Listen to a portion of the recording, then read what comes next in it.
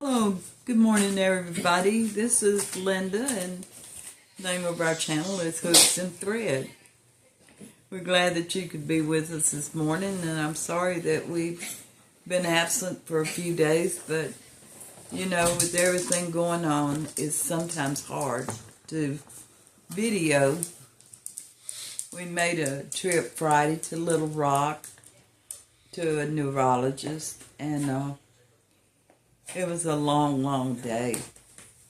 It's 3 hours there and 3 hours back. And so anyway, we made the trip safely, and that's what was important. But today I just want to share with you just a few things that is important. I wanted to hit on just a little bit of domestic abuse.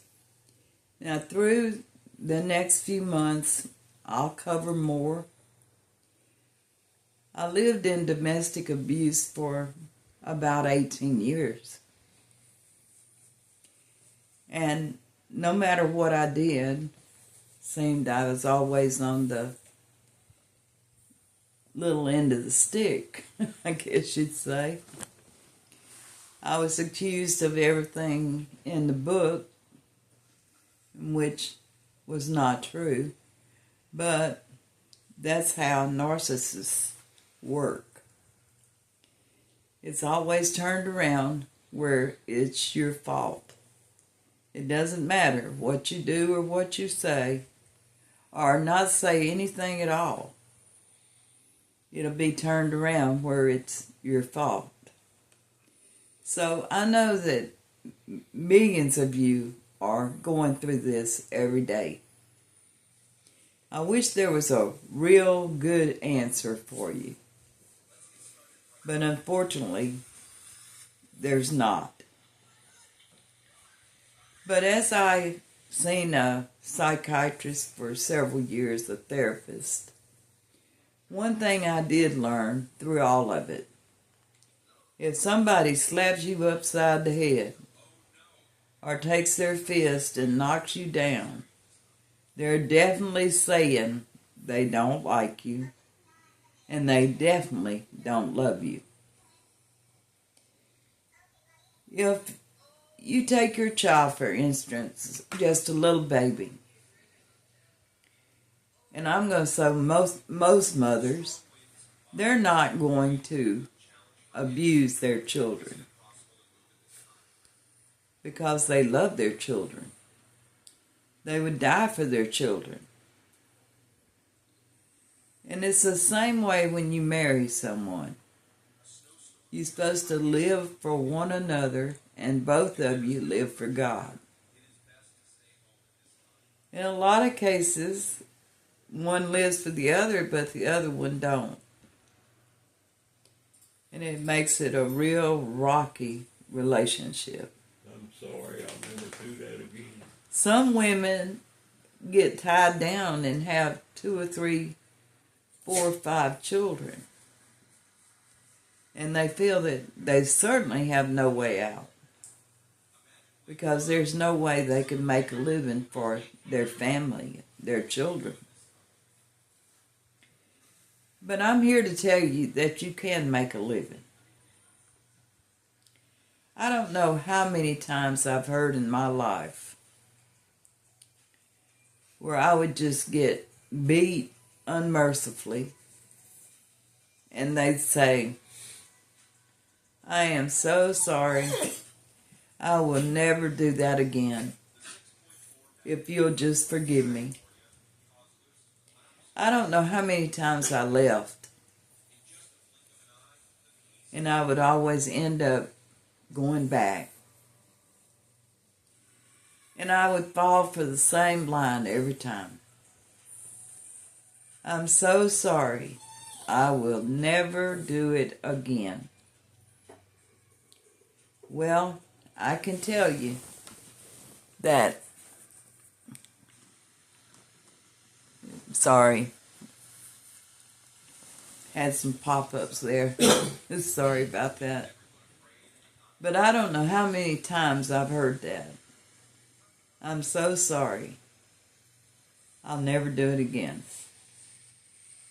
Well, one thing I learned through my whole life is if you hit me and you knock me upside the head or knock me down or whatever you're doing, abusing me, you're not going to have to worry about me sticking around too long. I might be a real slow learner, but let me tell you, when I do learn something, I have took it to the bank. Now, a lot of you are asking yourself, how can I get out of this situation? I'm scared. I'm scared he'll kill me. And let me tell you something, this fear is real. Because I live with it myself. Well, finally something happened in our household involving one of my children. And I'm not going to say who or what, but just something very drastic happened. And I knew that I had to get out.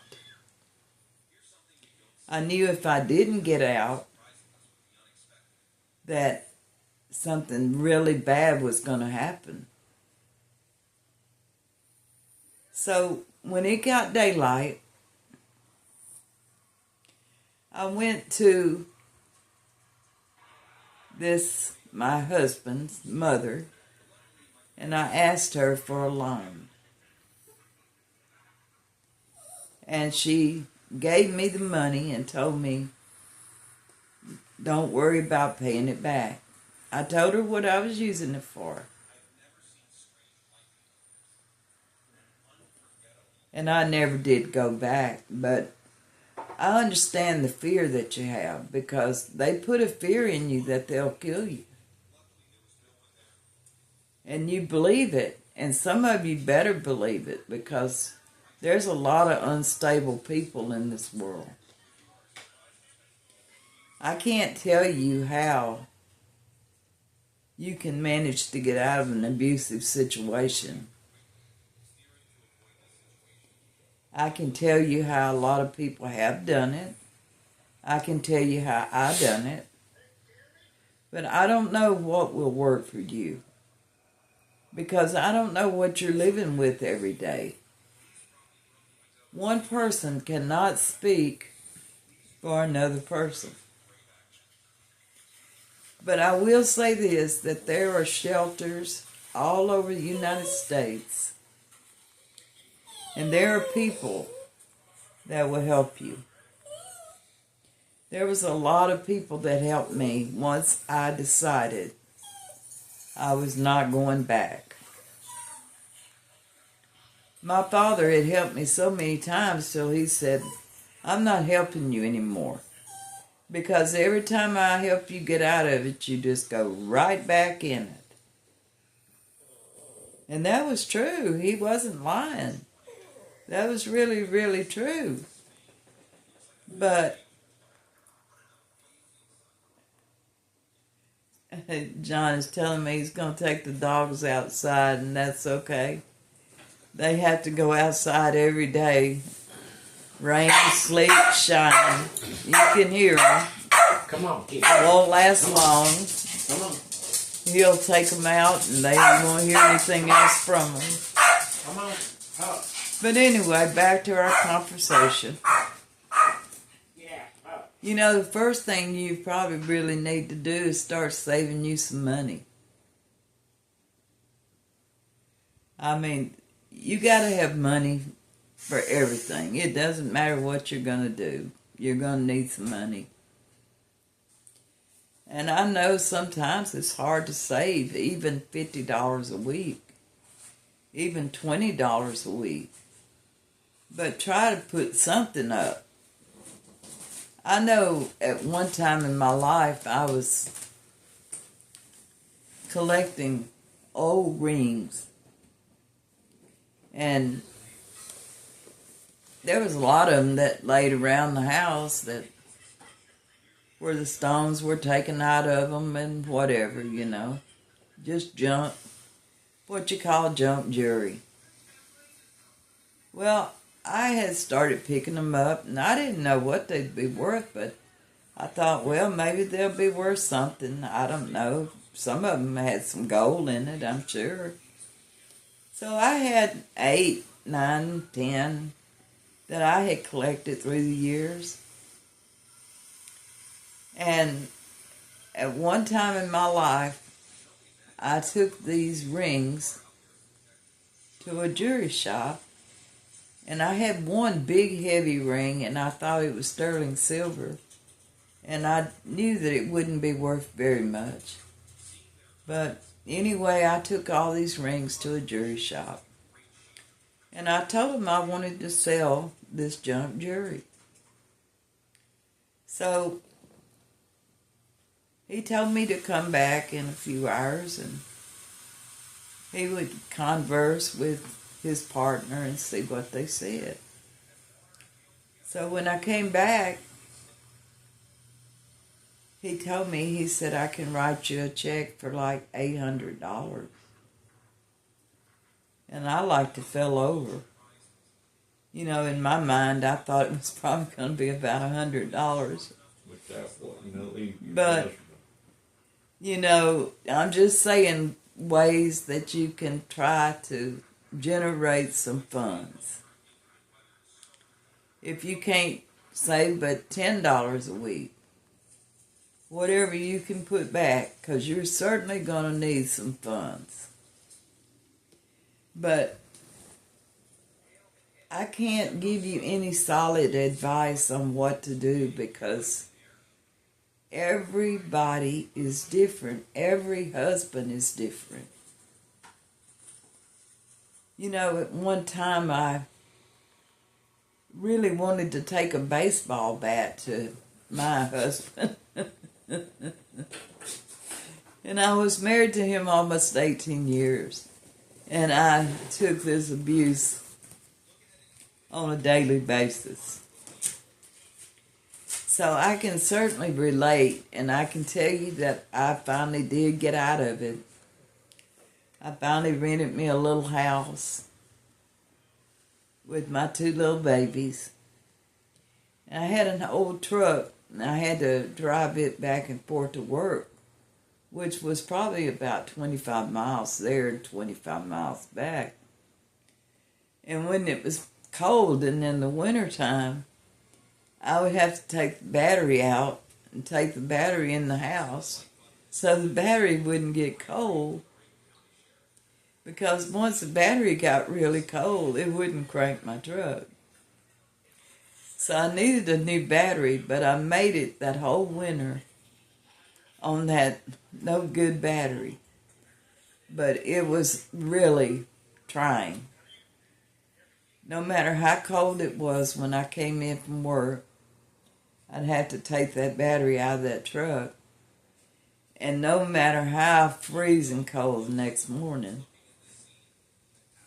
I had to put it back in that truck. So, you know, I know what hard times are. I've been through a lot of hard times.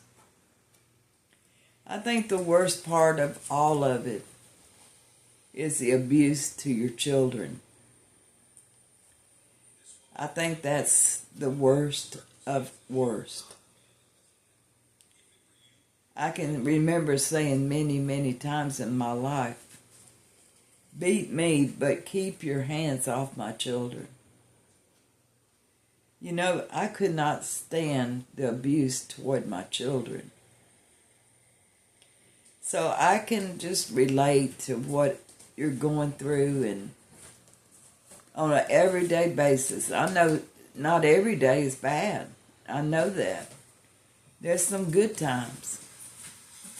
And that's what we hold on to, is the good times. You know, we keep thinking there won't be any more bad times. It's all going to be good now. You know, we went through that hurdle, and now everything's going pretty good. And there's not going to be any more bad times. And next thing you know, You're accused of running around when you're trying to work, make a living. You're accused of doing this or doing that. And you're not guilty. But you're accused of it. And then pretty soon, They accuse you of what they you're do. into the biggest fight. And it's not a fight.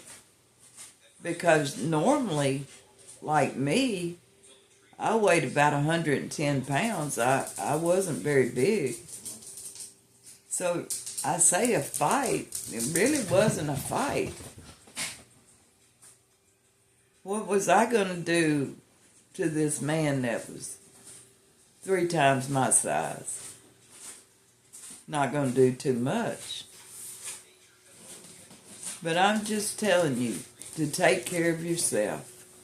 I'm also telling you that when they hit you upside the head or knock you down or whatever they're doing to you, that is not love.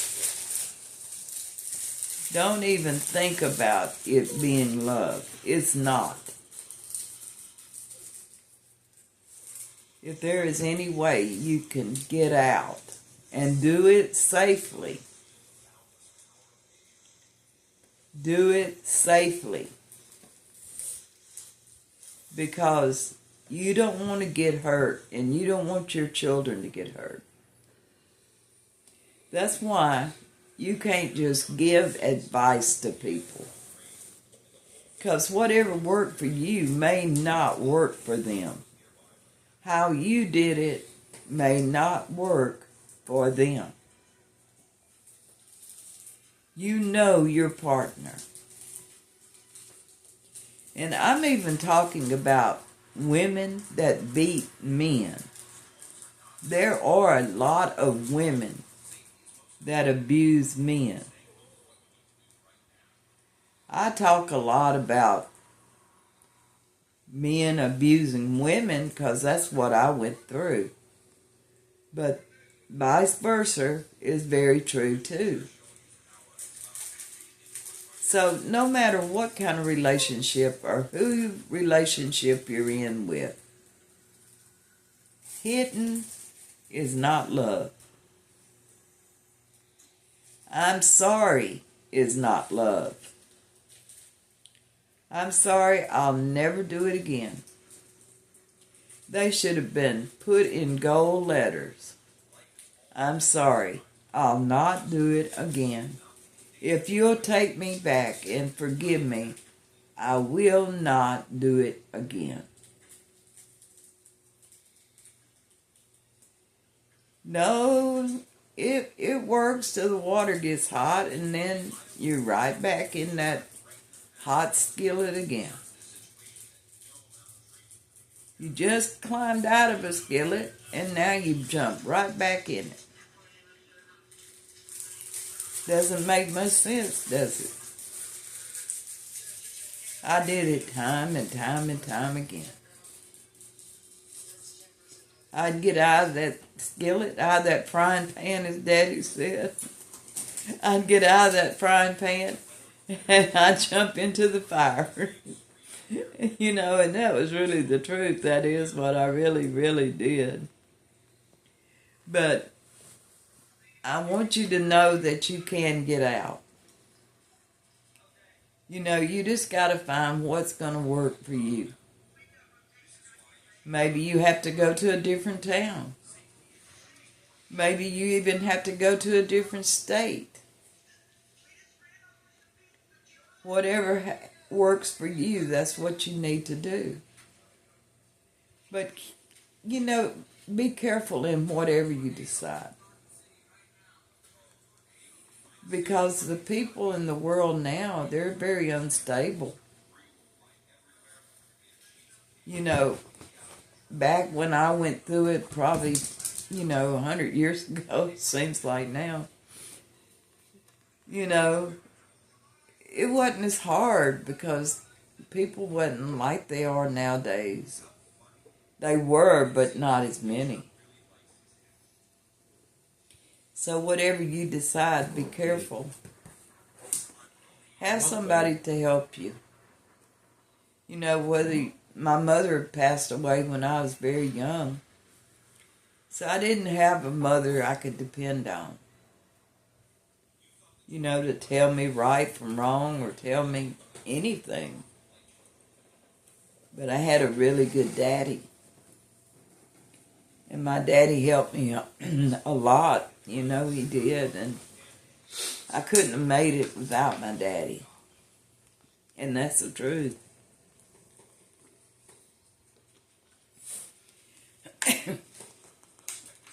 But I just wanted to share a little bit with you today. And excuse me. And we'll talk about that some more as time goes by. And I'm going to try to get some shelter names and people that can really help. You know, there wasn't any such thing back when I was going through this. I guess it was really unheard of. But now, there's lots of help out there for women. You know, you just got to make up your mind and make the move. But, like I said, be very careful in what you do and what you decide. But on an upper note, I found this little thing this morning. And I want to read it to you. It says, I have my coffee in my hand. I have my big girl panties on. I have a sparkle in my eye and a smile on my face. And I'm ready for the day. Bring it on. And I seen this one, and this one was so cute. And I shared this with John Boy. And it is really cute. I grew up with Steve Jobs, Johnny Cash, and Bob Hope. Now there's no cash, no job, and no hope. Please don't let anything happen to Kevin Bacon.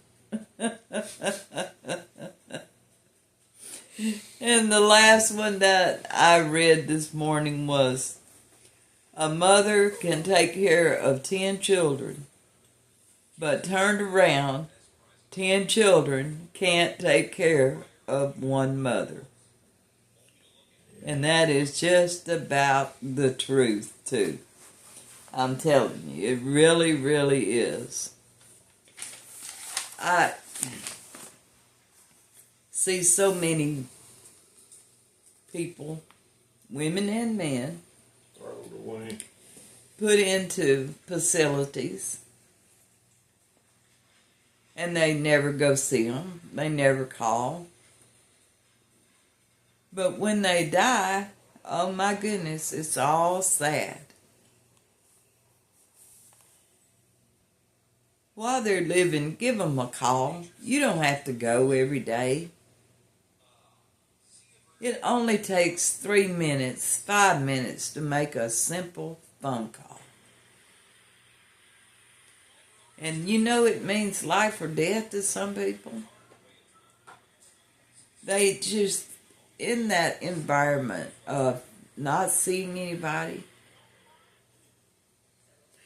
and you know they see other residents. And I'm sure that helps. But it's not like seeing their son or their daughter or their aunt or uncle or whoever that is relative to them. Thank God that residents have each other. I know just for a very short time, I was involved into a nursing home, and John Boy was in there, and I told you about that. And it would be so cute. These older men and older ladies, they would start liking each other. It would be so cute. And the next thing you know, they're quarreling. One's sitting way over on the other side of the dining room, and this one's sitting over here, and he's done got him a new squeeze.